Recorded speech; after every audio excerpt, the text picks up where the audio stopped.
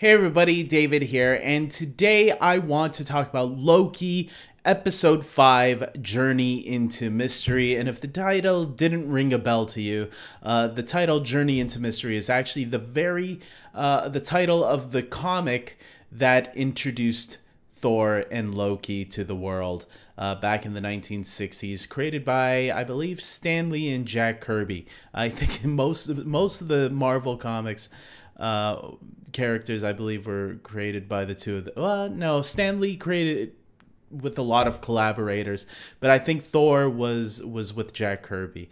So let's get right into this episode. We begin where we left off last time with, if you saw the post-credit scene, Loki was probably in hell after being pruned by Ravonna, and he wakes up and sees these 4 Loki variants right in front of him. Kid Loki, Classic Loki, Boastful Loki, and Alligator Loki. So you get these 4 Lokis, and we learn a little bit about them on how they became variants and how they ended up pruned into the void. As we learned, Loki is not in an alternate timeline. He's in the void, which is kind of like a place at the end of time where things get trashed to, I guess, sort of. It's kind of like purgatory, the way they explained it. So everything that gets pruned is thrown into this place.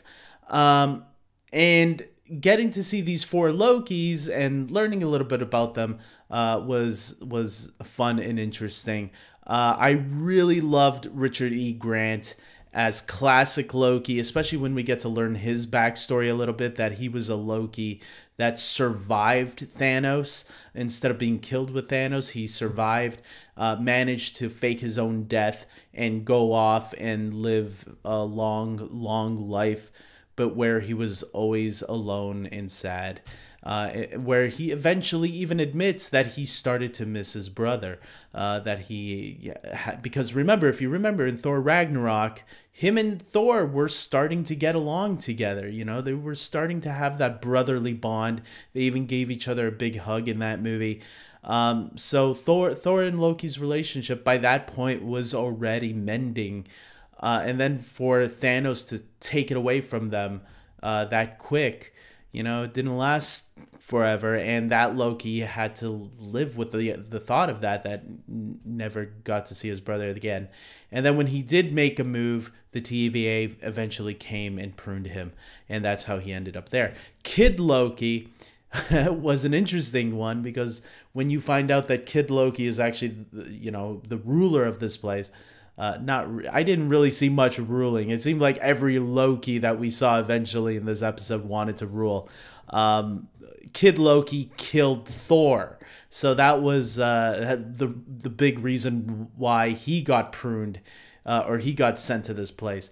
And then we got Boastful Loki, who claims that he killed Captain America and Iron Man, but the alligator calls him out on his bullshit, and I guess we don't really know why he got there, but maybe it's somewhere in between that story.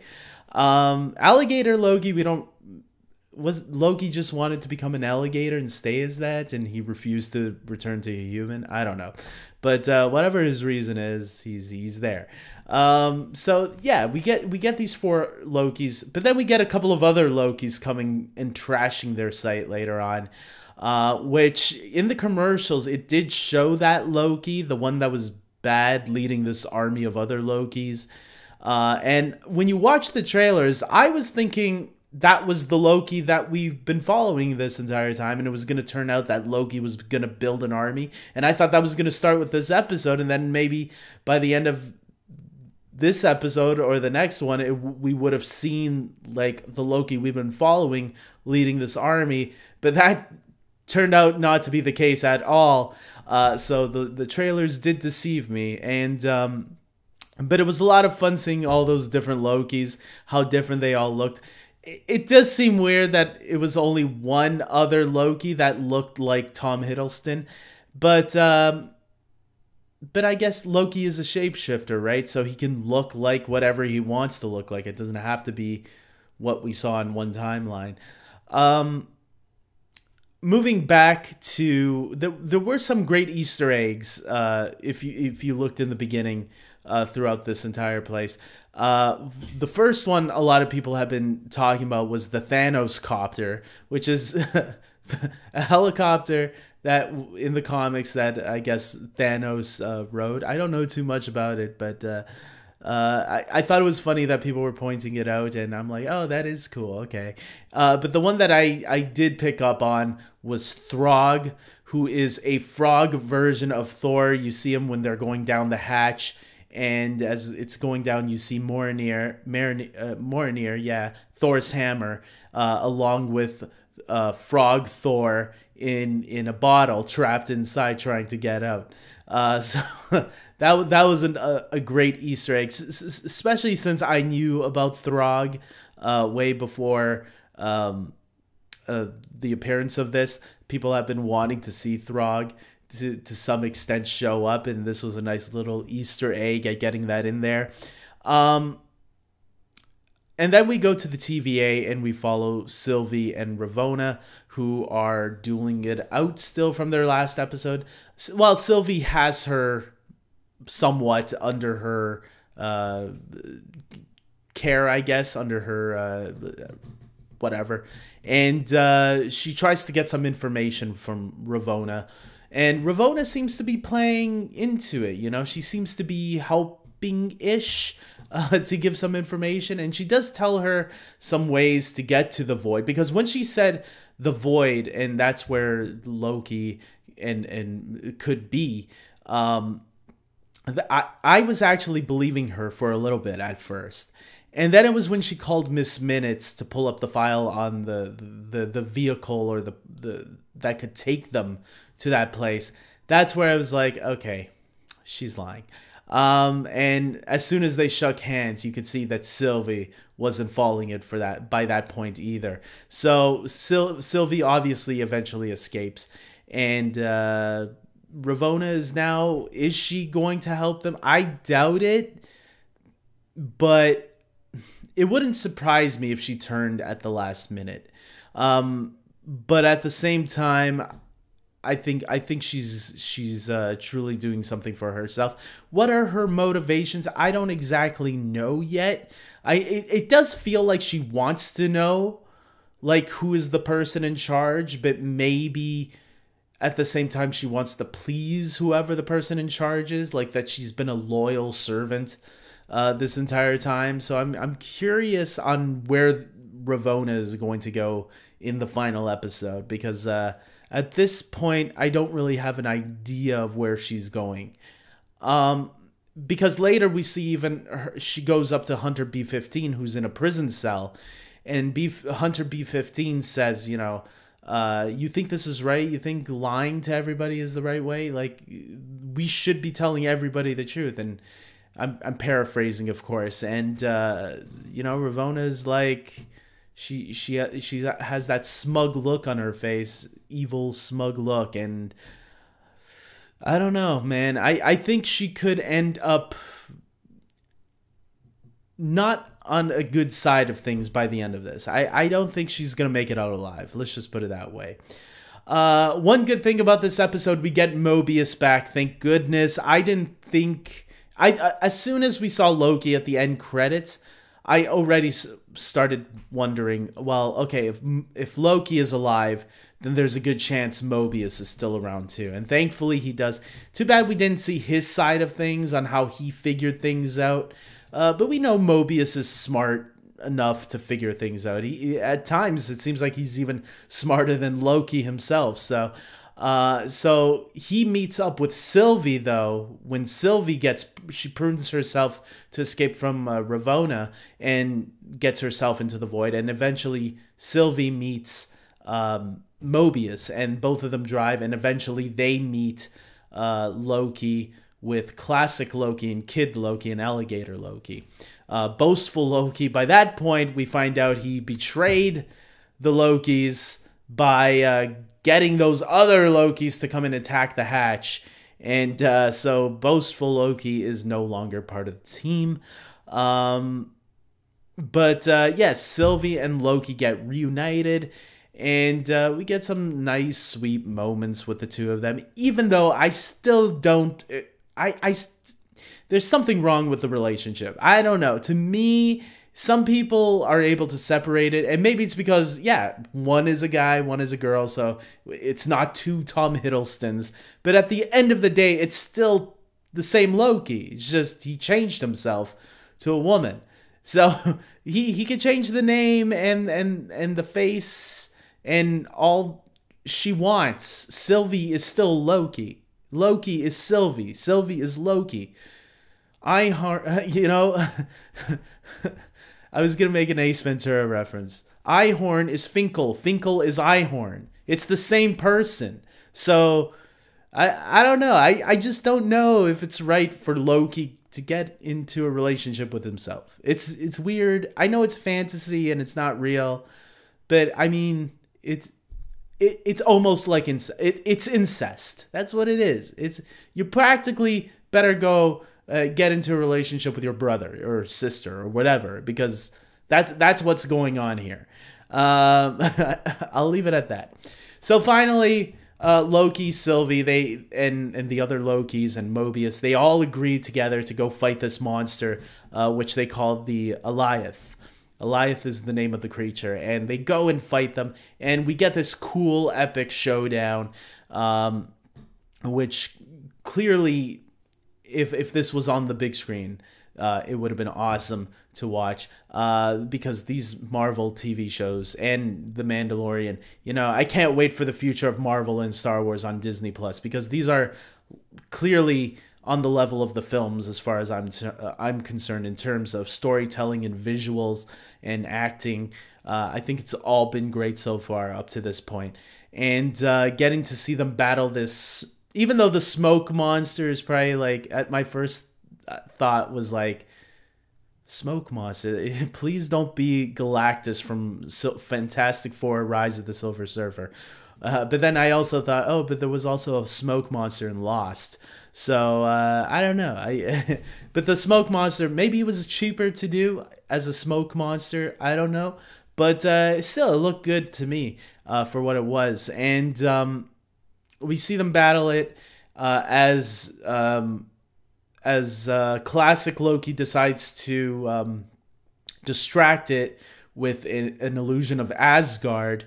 Loki and regular Loki and Sylvie start an enchantment that once they have it completely fully used, once they use this enchantment on the monster, it will open up a pathway to where they need to go to find who is responsible for the TVA, the Time Masters, all of it. And classic Loki dies, sacrifices himself, and that's when Loki uses the enchantment. You know, he has doubts at first that he's going to be able to do it, but Sylvie tells him, hey, look, you can do this because you're me. We're one and the same, so you have this in you. And they both do it, and the gateway opens, and we see what looks like a castle. And I don't know, maybe somebody in the comment section can let me know if you remember. Doesn't that look like the same castle that like Hydra was hiding at in Avengers Age of Ultron, where I guess the Mind Stone was being kept and all of that? And I thought to myself, well, what if Ultron is somehow behind this? And maybe he went back to where it all started for him, but like in a future timeline or whatever. I don't know. I'm just coming up with a random theory. Maybe it's not the same castle that Hydra was hiding in, but it looked a little like it to me. I don't know. It looked like it was on a mountain. So I was thinking to myself, isn't that the same castle? Maybe not. Maybe I'm wrong. Maybe someone in the comment section wants to clarify. Remember, we did hear some Ultron theories before, but then again, we also heard Ultron theories in WandaVision as well. Although Mephisto really took that over. I think could still be Kang the Conqueror, who we know is going to show up in Ant-Man and the Wasp: Quantumania. This show definitely is setting up a lot of things for Doctor Strange, but it could also set up things for Ant-Man and the Wasp: Quantumania, because as we know, Kang is a time traveler kind of thing, time variant, whatever you want to call him. And there was also a reference to him. I found out this morning while looking on Twitter what other people were saying. If you look at the building that looked like the Stark building or the Avengers Tower, it actually had QENG, which if you think about it spells Kang, just with a Q, just spelled differently. So I don't know. And I heard that name is actually the company that Kang the Conqueror owns in his like human form, which I forgot what his human name was, Jonathan Richards or something like that. So because I know he's like has a connection to Reed Richards from the Fantastic Four. So I think he's like his son in the future or something like that. I don't know. Don't take my word for that. I'm not the comic book expert. If you're here looking for comic book Easter eggs and stuff like that, I am the wrong person. But I am very sure Screen Crush is going to do a video on it. And hopefully they saw that Easter egg and we'll touch on it. And we'll see what comes true next week if Kang the Conqueror is going to show up. So guys, that's it. I thought this episode was awesome. I can't wait for the final episode, where this is all going to go. I really did love everything that was building up in this episode to wherever we're going to be in the final episode. I will do a theory video to lay out some theories of mine that I have, but yeah, it was a really good episode. I can't wait for the finale. I see a lot of people are really loving Loki so far. So one episode left. It would be sad if the last episode is the one that crashes and burns. But you know, judging from like Mandalorian and WandaVision and Falcon and Winter Soldier, I loved all those finales and all the shows in general. So I'm sure Loki is gonna stick to landing. How good, we'll find out next week. So yes, I'll do a theory video before the finale, maybe a Monday, we'll see. But other than that, Black Widow is also coming out this weekend. I'm looking forward to that. I'm definitely going to get the premium access to watch it. And I'll have a review up this weekend for sure. And then we'll see what happens. So guys, I want to give a shout out to my Patreon supporters before I log off. My Patreon supporters are people that help me. There are 4 very good people right now that are supporting this channel, and I really appreciate the support, guys. Thank you very much for subscribing to my Patreon account. You could go to patreon.com/DavidJordeo, where you can do a $5 or $10 tier. Both of them are right now the same. It basically gives you a credit, a thank you credit at the end of all my videos that I do, that I edit and that I put up on this channel.